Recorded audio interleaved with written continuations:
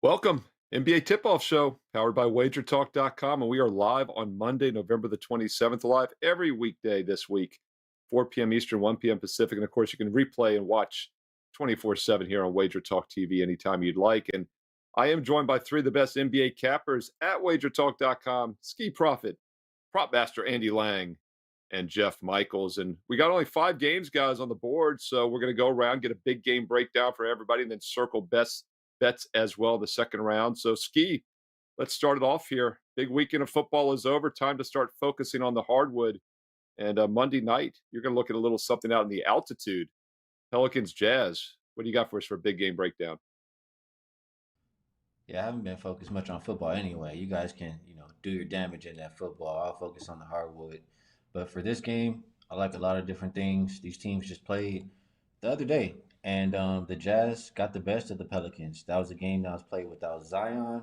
It was also played without Clarkson and Markkinen, and it was 105, I believe, to 100. So the first thing I want to talk about is the total a little bit here. For them to play without, on the Jazz side, their two key guys, that's about a little bit over 41 points per game. And Zion, who's a big part of Pelicans offense as well, I just think it's a lot more offense, and they're going to be a lot more comfortable in this game. Like the first 2.5 minutes, somewhere around that, like the score was 0-2. It just took so much time for them to get used to playing without their key guys. So combination of that, and I don't trust this Utah defense. They're bottom 10 defensive rated team the last 5 games, bottom 10 defending the three. I think the Pelicans can take advantage. And another reason why I'm thinking, a big boost for the Pelicans or why they've been playing so good lately.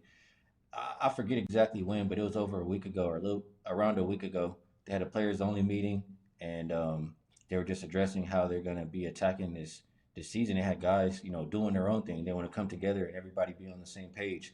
And after that, you see times where Brandon Ingram and Zion are working extra after practice on, their two-man game, etc.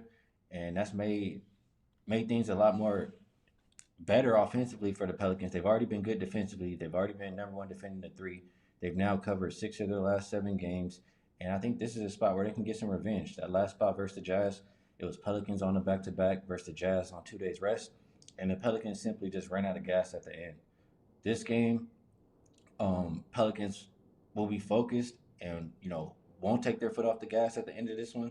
But I like it early and often. If you look at the first quarter, just the margins for both of these teams, plus 2.5 for the Pelicans in the first quarter compared to 1.9, minus 1.9 for the Jazz. And if you look at the first half, plus 5.2 for New Orleans side, minus 4.3 for Utah. So I think it starts in that first quarter, continues throughout the game. As our guy Jay Money used to say, smack city spot. So lots of like in this Pelicans versus Jazz game for me.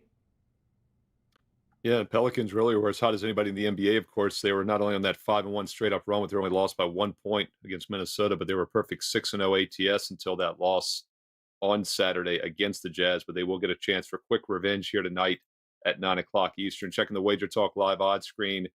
We saw it open 3.5. It's up to 5.5. Now the Pelicans, a road favorite. Total has gone from 230.5 up to that 232, as Ski was talking about. So once again, that's at 9 o'clock Eastern tonight on Monday. All right, that was Ski Profit. You can also find Andy Lang, the prop master, at wagertalk.com. And Andy, we got to talk about your Indiana Pacers at home against, I don't know anybody who roots for the Portland Trailblazers. So anyway, Andy, what are you looking at here? Maybe a little prop perspective for Portland at Indiana?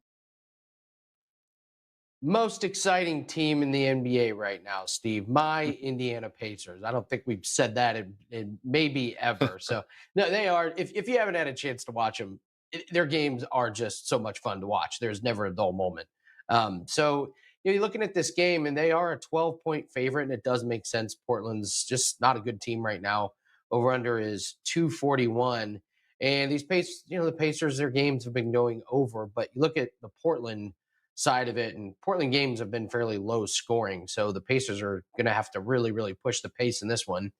And they can. I mean, this is a team that is number one in pace. This is a team that's number one in offensive rating and dead last in defensive rating over the last 8 games. I mean, it's all or nothing with them. It's not hard to figure out. They're going to run, they're going to score a lot of baskets, and they're going to give up a lot of baskets. So when I look at this Portland team, This is just a really, really big work in progress.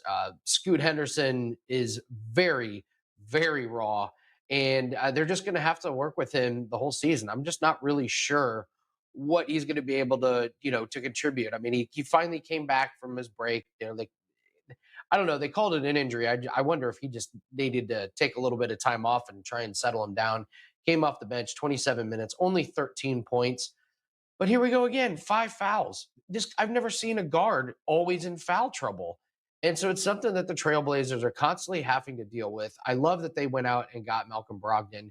With him back in the lineup, they're at least scoring over 100 points. I mean, when he was out and Skylar Mays, stepped in and did his best, this team couldn't break 100. I mean, their team total 99, 95, 95, 91.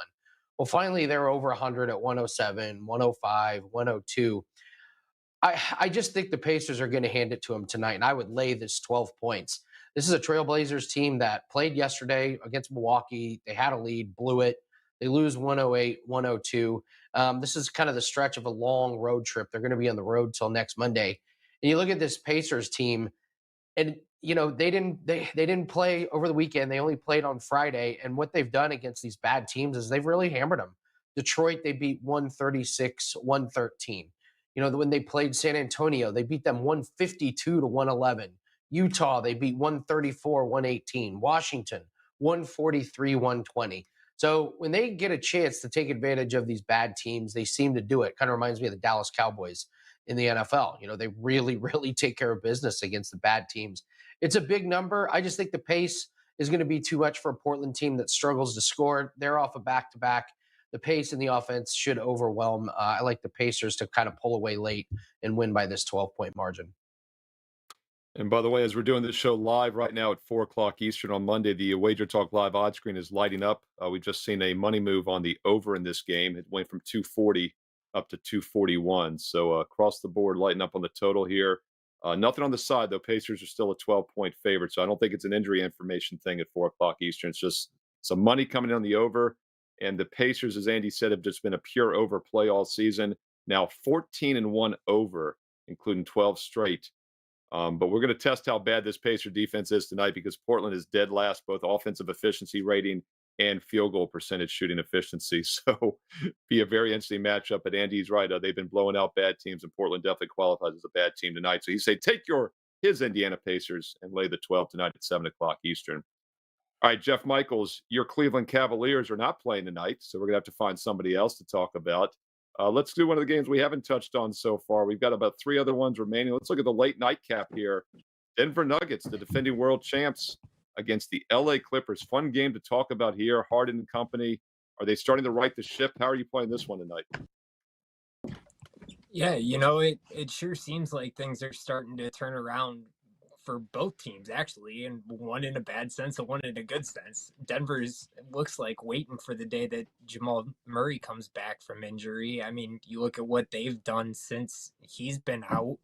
They're 3-5 straight up in their last 8 games. They're just 1-8 against the spread in the last 9. And tonight, besides for Murray, I mean, you add a couple other names to that injury list. Aaron Gordon's out already, and Joker's listed as questionable.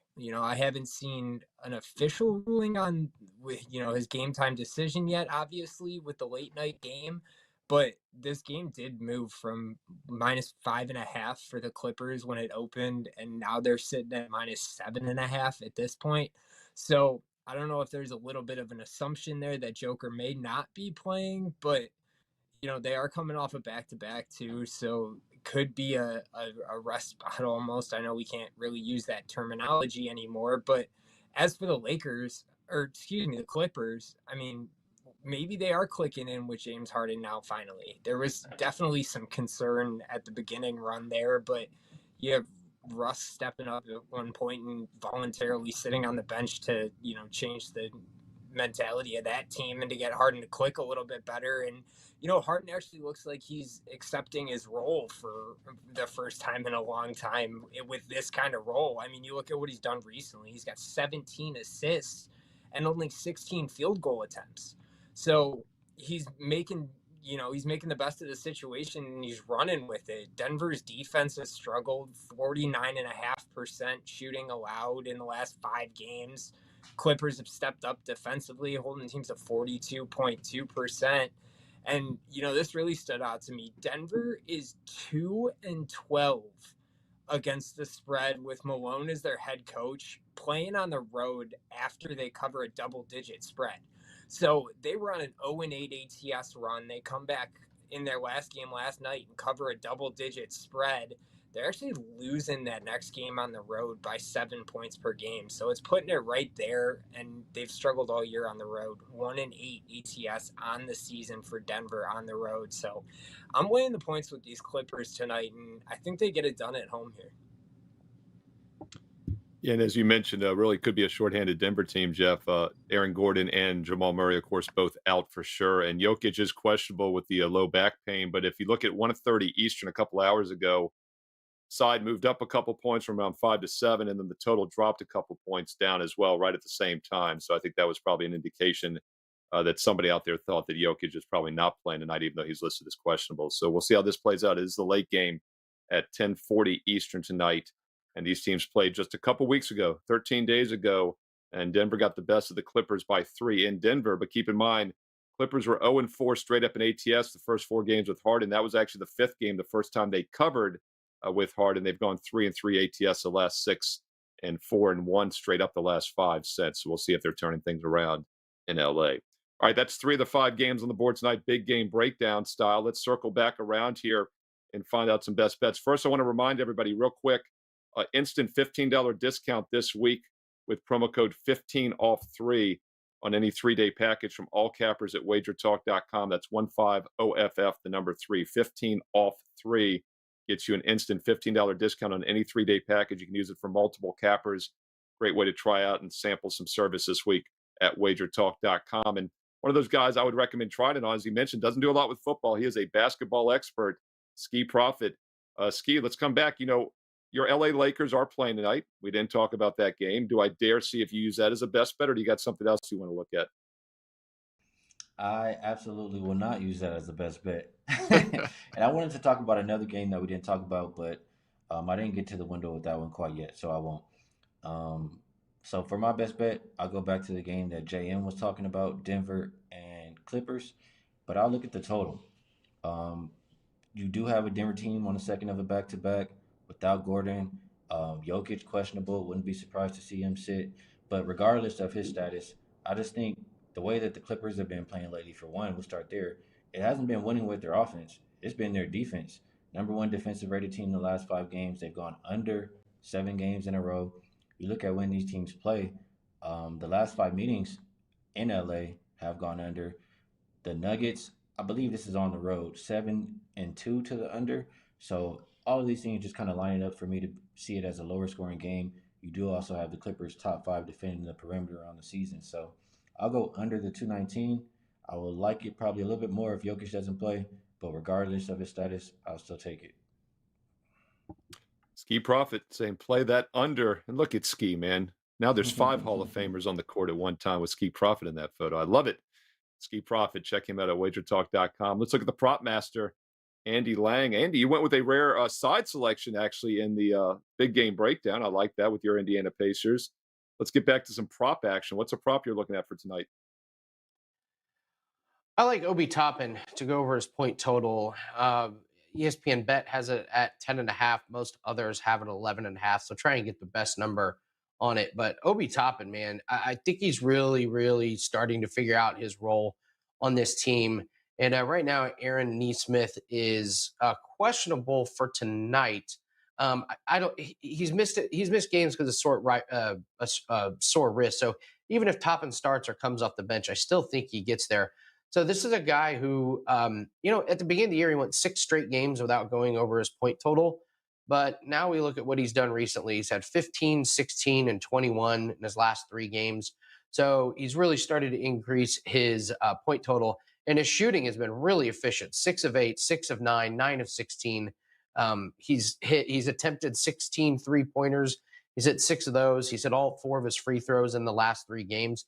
And this is a Portland Trailblazers team that gives up over 24 points a game to power forwards. I mean, look at some of these totals. They gave up 33 to Giannis, 24 to Markkanen, 31 to Durant, 16 to Chet Holmgren, 35 to LeBron, 16 to Anthony Davis, 21 to Evan Mobley. You get it. They're just not very good on the front line. You got Jeremy Smith trying to guard some of these guys. It's not working. We went over the Pacers, number one in pace and offensive rating. I think there's just going to be a lot of points in this game, and I don't think asking Obi Toppin to get to 11 is going to be too much. He's going to be so much more athletic than whoever's guarding him. So I like Obi Toppin to contribute a lot and go over his point total once again. Obi Toppin, one of the best names in all of sports, especially the slam dunk champion, Obi Toppin. But he was also college basketball player of the year in 2020, which I'd forgotten, Andy. Kind of a little bit under the radar there. Zion Williamson the year before, and then Jalen Brunson 2 years back. So he's in some nice company there, to say the least. Obi Toppin over his 10.5 points from the prop master, Andy Lang. And last but not least, let's look at Jeff Michaels. Jeff, I don't think of you for props, but you've actually got an interesting take on one game tonight here. Little first half team total. I guess we could call that a prop, right? Yeah, I'm going back to that Portland game, and I don't disagree with a thing that Andy said, but I am taking a little bit of a different look on it, and I'm actually going with Portland's first half team total over 57.5. And I'll tell you why. Indiana, he mentioned it, is the worst defensively. They've given up the most points in the first half on average this season. I mean, you look, they've allowed 8 of their last 9 opponents to put up 60 plus points in the first half, and they're giving up almost 70 in the last 5 games. And Portland's offense, hasn't looked horrible, I guess, in the first half of the last 2 games. They've actually put up 65 plus points themselves. But the 2 biggest things that stood out to me for this one, why I jumped on this opportunity here, is Portland's pace is, in the bottom half, it is lower. But when you look at their offensive possession length, they're actually top 10. So a lot of it comes from their opponents, taking time off the clock, dribbling that ball. And obviously with Indiana, we don't have to worry about that there. And Portland was one of the few teams that were playing today, actually, that scores more points on average in the first half than the second half. So they come out early, they come out often, and I think it kind of just takes advantage of that big line. First half was -7.5, I believe, was the last I saw for Indiana. So getting 57.5, that's asking Portland, to cover the shorter end of the stick there. So I think that is a benefit. And like Andy said, I think Indiana runs away with it in the second half, but I think we see some points out of Portland in the first half, and we're only asking them to cover less than half of the total in the first half. So I'm going to jump on that opportunity and go over the 57.5 with Portland tonight. Yeah, Jeff, we talk about really bad offense in Portland against the worst defense, and I do think all these teams can score. They're all college all-stars, right? So we're going to find out what Portland can do tonight against a really bad Pacers defense that just likes to play fast, and it's hard to slow down a fast team. I think these guys all want to score, so I like where you're going with that. Portland Trailblazer first half team total over for Jeff Michaels. And once again, those are your big game breakdowns, some best bets as well. 5 big games on the board in the association tonight. Don't forget about college basketball as well. We talked some NBA, but the college basketball tip-off show was on earlier today at 2 o'clock Eastern. Check out that replay here on WagerTalk TV. I've also got a strong college basketball best bet on my page right now, along with a free play for Monday Night Football. So check that out, Steve Merrill, WagerTalk.com. And also check out Ski Prophet, Andy Lang, and Jeff Michaels as well. Hey, thumbs up, subscribe, and comment below. Let us know your thoughts on these NBA games tonight on Monday.